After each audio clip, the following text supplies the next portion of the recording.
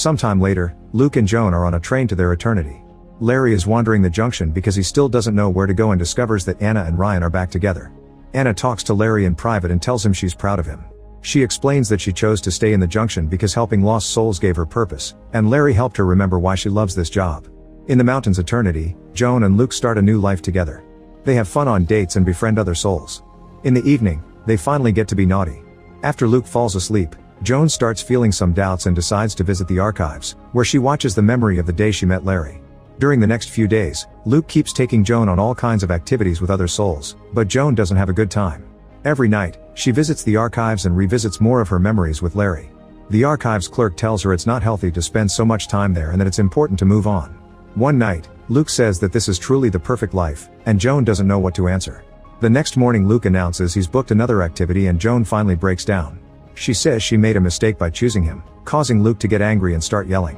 Joan explains that she was the happiest with him because it was young foolish love without the burden of mortgage, jobs, and kids. However, love is supposed to be more than that, it should include the bad moments too.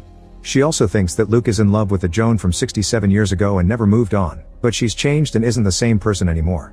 Joan then announces she'll try to go back, even if it means risking getting caught. She cries as she tells Luke she did love him, but he walks away. Some hours later, Joan is trying to make a plan to escape while practicing with a knife. After thinking a lot about the situation, Luke comes back and agrees to be her distraction. The duo goes to the archives and Luke pretends to have a breakdown in front of the clerk. While the man comforts him, Joan sneaks inside. Then Luke also goes in as a normal client. He and Joan watch their wedding memory and say a final goodbye. Joan sneaks behind the memory and goes through the red door, which takes her to a corridor with her childhood memories.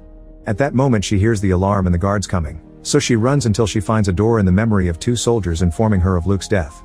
A washing machine door drops her into a memory of her arguing with Larry.